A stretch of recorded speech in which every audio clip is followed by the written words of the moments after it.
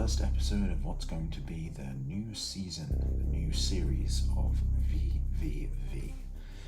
And today we're going to be starting off with an absolutely breathtaking model. This is really a first for my collection. Not only is it the first model that I picked up from Pico, it's also the very first resin in my collection, and it's also a car that I've wanted in 1/64 scale for a very long time. And that is, of course, this. This is the Apollo IE, or Intensa Emozioni, probably butchering that. And this is actually the version of the car that is in real life known as the Orange Dragon. And I think it's safe to say that that's its name.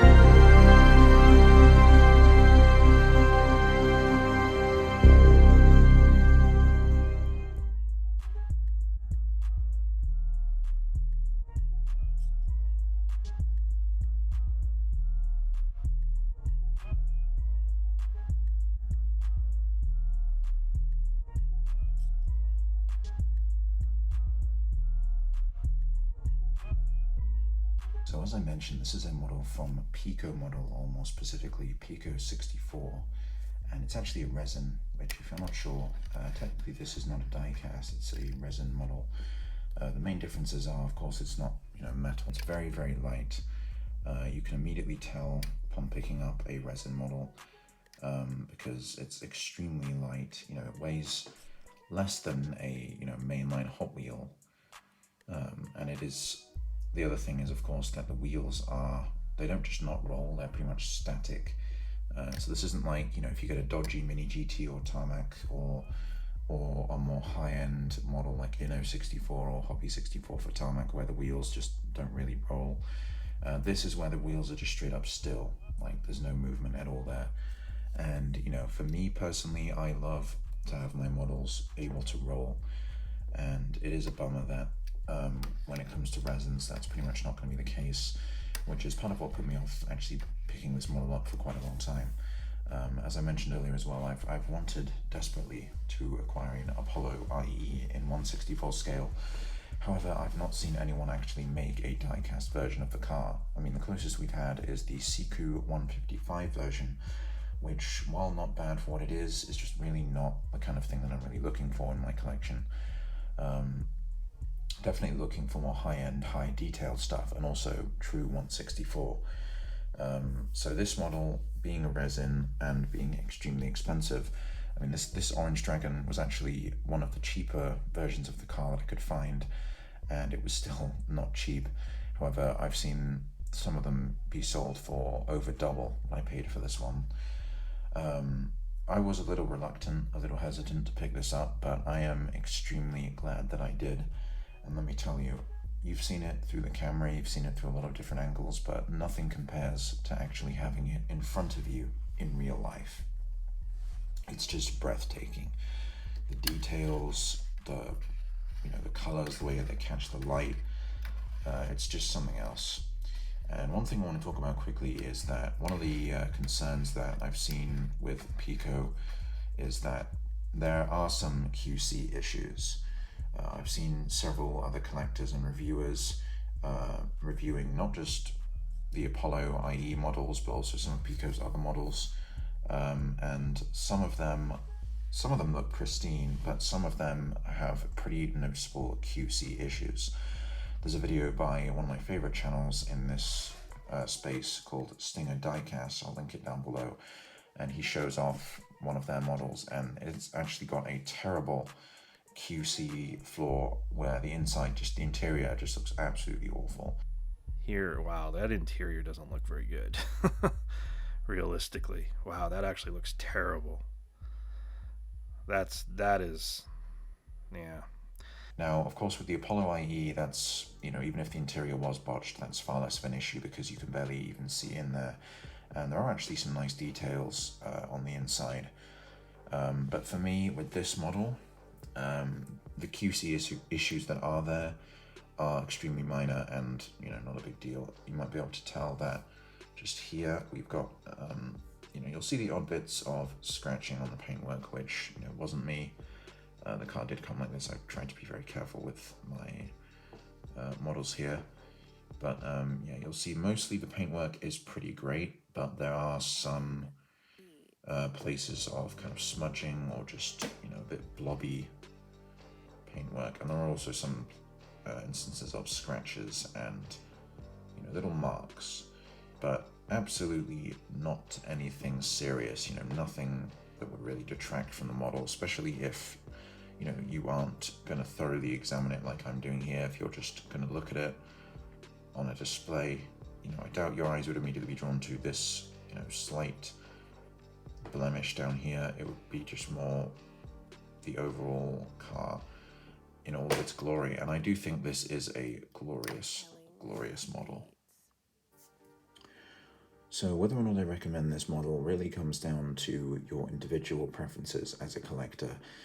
Firstly, of course, we have to think about one of the elephants in the room, and that is the price. Now, this thing, at the very least, is going to set you back, easily twice, possibly 3 times the price that you'd be paying for something like a Mini GT or Tarmac, a Global 64. So, price is definitely an object here.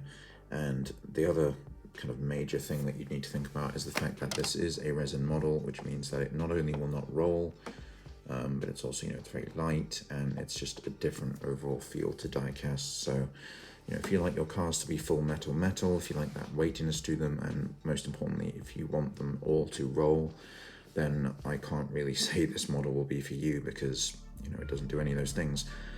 However, if we're talking about the actual, model itself for what it is absolutely incredible in my opinion. We've already had a look at some of the other examples of Pico's work, and I think this one, I don't really have any significant gripes with any of the potential QC blips. The paintwork could be better in some places. It could certainly be better in a few spots, but overall I think it's pretty good. Nothing really immediately leaps out at me when I just look at it. Obviously, when I know what I'm looking for, and if I examine it more thoroughly, then yes, I can see that we've got little blips and marks and scuffs, but nothing severe whatsoever. I also haven't had any issues with feeling like any of these parts, like the mirrors or the wing, are too delicate, like I can't even pick it up and move it around. Obviously, I would recommend you are extremely careful with this car, because not only is it very not cheap to replace, but we do have some thin and small parts. Obviously, this isn't really a toy for children, as much as I'm sure they'd like to look at it and hold it. There isn't too much really to play with this car. You can't roll it around, and it's far too fragile to be putting on any sort of Hot Wheels track or whatever, even if you could somehow send it down there with completely static wheels. So again, not one that I would recommend for children, unless they are going to be very careful and I guess respectful of that, because it would suck to break this car. It is not easy to replace without spending a lot of money. If you're looking for a premium high-end 164 of an Apollo IE, right now, not only is there basically nothing else on the market that I've seen, but this is a very, very nice way to acquire that. Of course, the orange dragon color might not be for you. Personally, I think it is my favorite of all of the ones that I've seen. However, I do at some point definitely want to acquire at least 2 or 3 more in different colors. That's going to be in the not immediate future, because they are not cheap, as I've mentioned many times.